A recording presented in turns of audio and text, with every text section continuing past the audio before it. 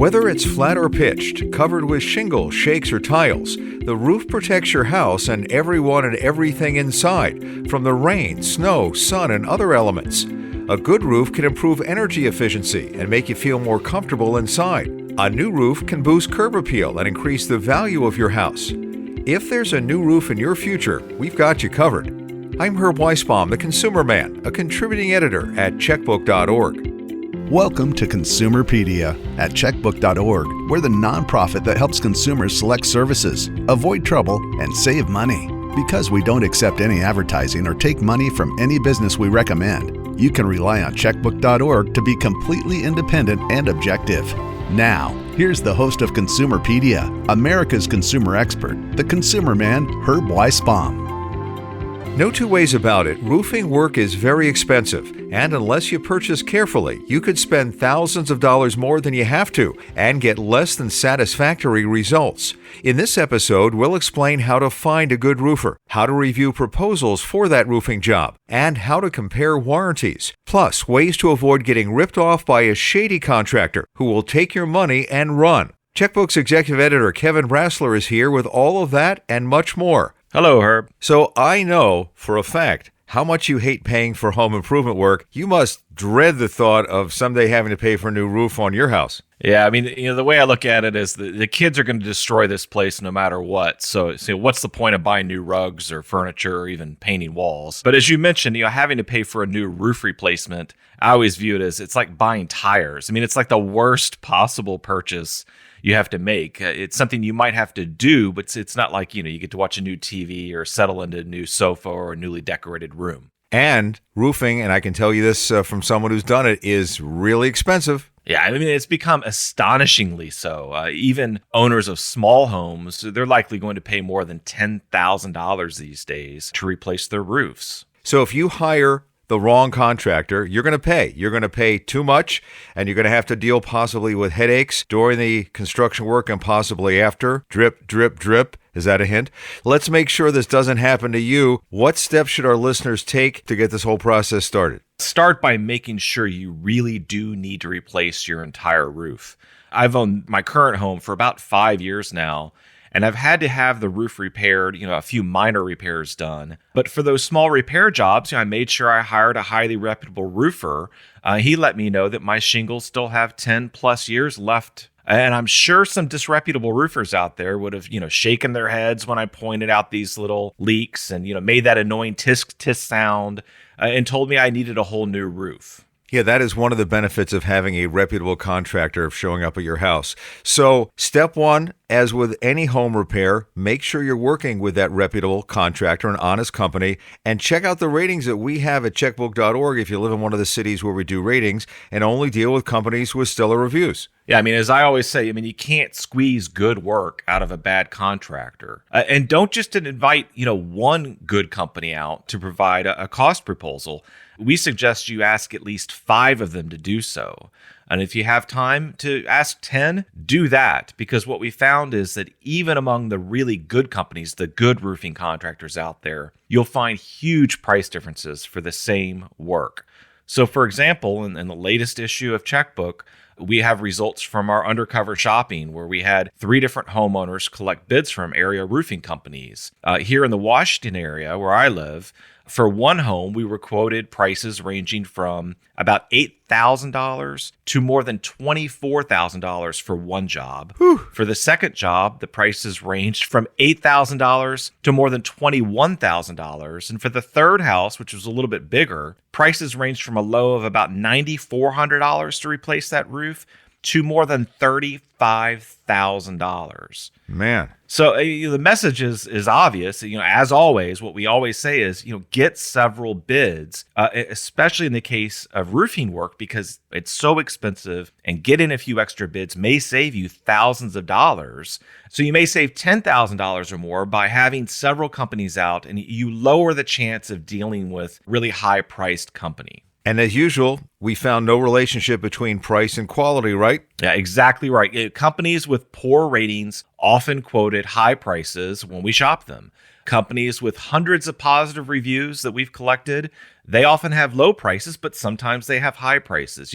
The trick is you must have 3 to 5 companies, and you may as well focus on the good ones, right? Have 3 to 5 companies out to bid on your work. Even companies that get really stellar reviews, the best companies in our ratings of companies for quality, sometimes quote high prices, sometimes have high prices. The only way to know is by having them out and bid. It seems like getting bids takes a lot of work, but Checkbook's undercover shopper has found these days they can do this by satellite. I would like them to come out to my house, but they can start the thing with satellite images? Yeah, a lot of roofers these days have software where they can give you a price estimate without actually having to visit your home, especially if your roof is visible from Google Earth. They can use that technology to figure out how big your roof is and how much work it's going to be. They can see where the valleys are and things like that. You still want to meet with the contractor you hire, but in terms of collecting prices for multiple companies, this is a huge time saver.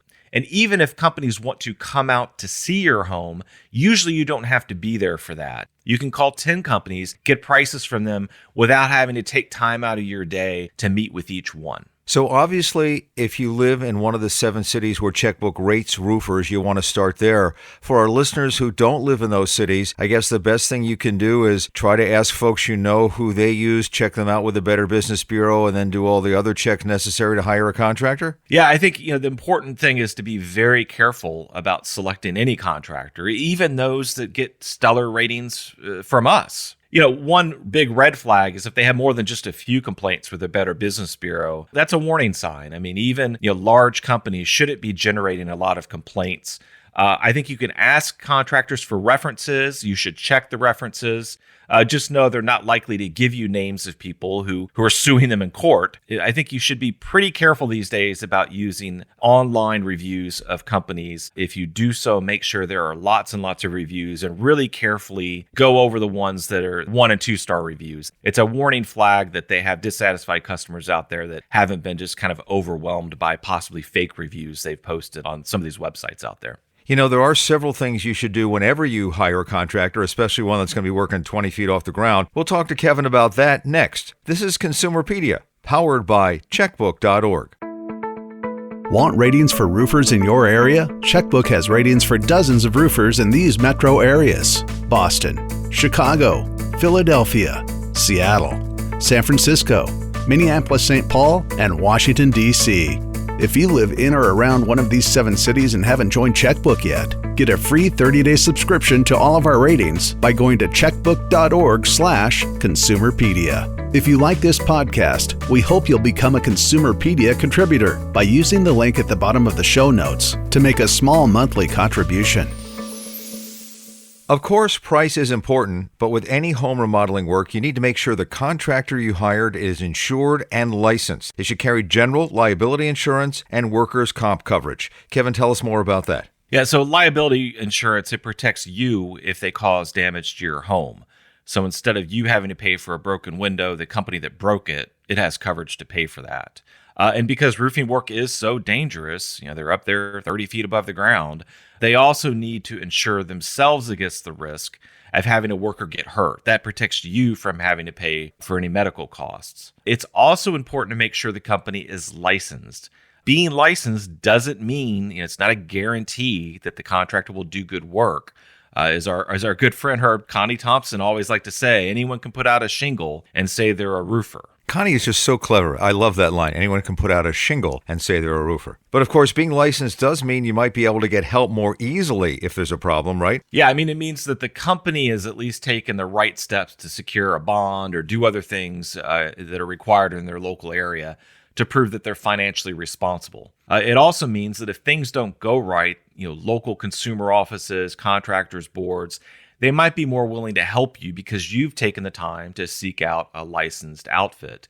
But again, this is important, even contractors that do really bad work are often licensed. Another point we really need to stress here, absolutely do not engage with companies that come door to door. Even if they're local and licensed, even if they say they're working with your insurer and you won't have to pay a dime for this roof replacement because you got, other homes in the area got damaged by a storm. Even if the company provides references, even if there's a tree through your roof after a storm and they seem gracious and just really wanting to help you out, door-to-door solicitation, it's a huge red flag. Find your own contractors. Do not even talk to those who are looking to find you. I love where they say, we're working in the neighborhood and we had some extra materials left over so we can give you a really low price. And my question would be, or response would be, if you're such a good contractor, how come you didn't know what materials to get? Right. Well, in my neighborhood, they're pretty clever. They name drop. And another thing to check, you may need to have some permits depending on where you live. So that's something a good contractor would check for you, but you need to make sure about that, right? Sometimes it seems easier to skip this permitting process, but in communities where they're required for roofing work, permits and inspections, that process, it exists to protect homeowners. So as you're comparing proposals from your various roofing companies you're considering, you have to compare the warranties that they're offering you. What should we be looking for? For roofing work, there's two types of warranties. There's one on the materials from the manufacturer, the shingles, and there's another warranty on workmanship. That warranty, the second one, you get from the roofer. The warranties offered by shingle manufacturers are very similar to one another. Basically, these are agreements to pay for the cost, including any labor, to repair or replace shingles if they're proven to be defective, which is a somewhat unlikely risk. So don't assume that lengthy warranty periods cover you against, all leaks and other common problems, or that you'll even be protected long-term from product defects. The roofing shingles manufacturer's warranties, they generally begin with a specified time period, for example, 5 years, during which the warranty covers the entire cost of replacing, and again, it's just defective shingles. But after that initial period, the manufacturer's exposure is reduced. You only get a pro rata base, share back if you do show that, okay, these shingles that were installed, they were defective. So this is a true story, Kevin. When we had our roof done, the contractor asked if we wanted 30-year shingles or 40-year shingles. And my wife, Deb, God bless her, said, I don't care what happens when we're gone. Let the next owner worry about it. We'll take the 30-year ones. Yeah. Does a longer warranty mean you're getting a better shingle? So maybe. Longer warranties generally, yes, they indicate better products, but you can't really count on that. And the other thing you can't count on is if your roof leaks 20 years from now and you bought a 50-year shingles or whatever, don't assume the shingle manufacturer is going to step in and repair or replace your entire roof or even do a small repair for free. It may be that the shingles were installed incorrectly or you weren't doing the right type of maintenance. And even if the shingles were to blame because they were defective, again, these warranties, they have these sliding scales of payouts where as the years go on, they pay a smaller and smaller percent of what it's going to cost to replace them. And as you said, you should also get a warranty from the roofing contractor. Yeah, I'd argue that the warranty you get from the roofing contractor, especially in terms of how long it will remain in effect, is more important than looking at the shingle warranties from the shingle manufacturers. And the reason is the warranties you can get from roofing contractors, they may vary in length tremendously. Some may only offer you a few years, others may offer you 10 years.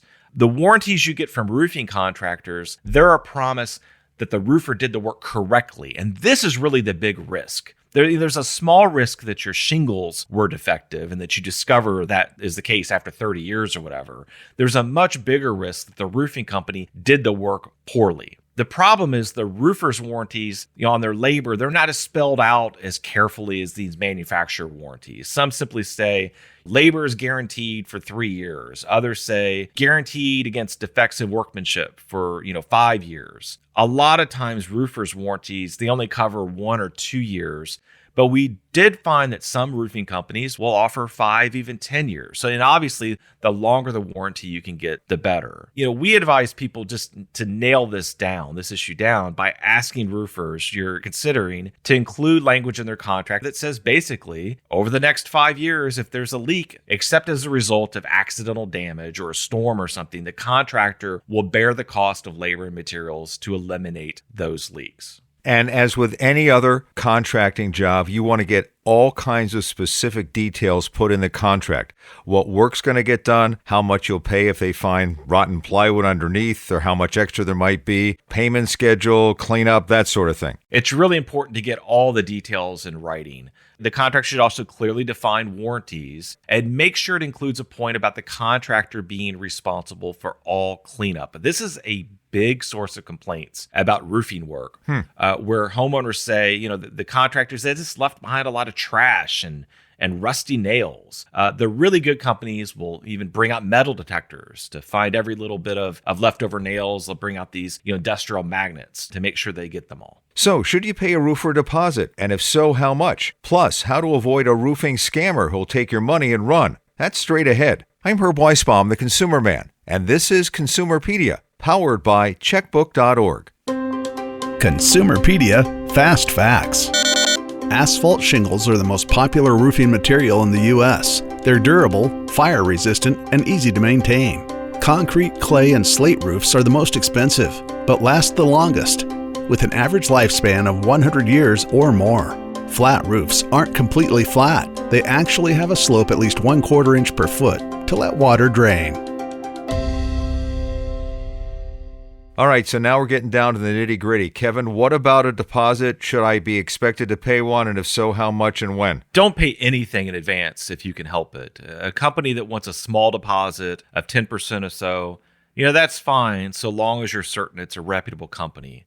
But anything more than that, it should be unnecessary. We find that many companies don't require any deposits. So by paying at the end, you make sure that you get to say when the work was complete and that it was done right. And by not giving someone money up front, it greatly reduces your chance of falling victim to a roofing scammer, someone who simply wants to get your money up front and then skip town. And in my 40-year career as a consumer reporter, I have interviewed so many homeowners. It's tragic, Kevin. They come in, they take your money, they rip off the roof, maybe they'll put up a blue tarp, and then they disappear. And these people are left with no money, and they've lost, in some cases, $10,000 or more, and then no roof. And then they've got to hire a real contractor to fix the thing and hope that they didn't do damage. The scam guys didn't do damage in the first place. And you really do need to make sure that you don't get hooked up with a scammer. One of the best tips, as Kevin said, is you never hire anybody who just shows up and knocks on your door. Good roofers have plenty of work, and they're not walking around neighborhoods saying, "Hi, your roof's got damage. Let me fix it for you. Give me all the money up front." Even if the contractor seems reputable, asking for half the money in advance, huge red flag. Even if they say, well, I got to buy the shingles. Well, good companies are able to obtain materials, and even sometimes a lot of expensive materials, either on credit or they can front those costs, knowing that their customers in the end are going to be happy and pay. Right. And if they can't afford to buy the materials, then that tells you something about the contractor right there, doesn't it? It's a big red flag. So here's something I find fascinating. It's a solar roof. No need to install solar panels because the roofing material also generates electricity. I know for some this is going to look better than solar panels. It's also an all-in-one project. So Kevin, you've looked into this. Is a solar roof cost effective, and is this a viable technology? I think their time hasn't come yet, and I'm not sure if it will. And the short answer for that is that they're a lot more expensive. These roofing tiles and shingles and the labor involved in installing them, it's still more expensive to do that one job than it is to rip off your old roof, put on new shingles, and then add panels. Aside from costs, another problem with solar shingles is your panels, when they install them, they can angle them. They're installed on racks, and they can angle them to better capture energy from the sun. But you can't really re-angle your roof. So panels, not only are they less expensive, they're going to be more efficient. They're going to provide you with more juice than a roof can. Final tip, you will have paid a lot of money for that roof. Take the time, spend some extra money to maintain it, whether that's blowing off the leaves and needles or dealing with the moss.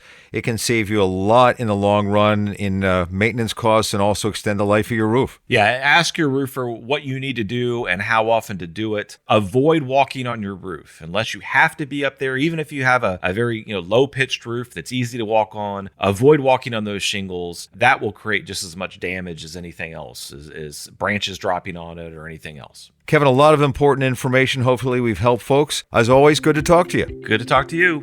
Well, that's it for this edition of Consumerpedia. We hope you'll rate this episode and follow us on Apple Podcasts, Spotify, or wherever you listen to your podcasts. Remember, we release new episodes every other Thursday.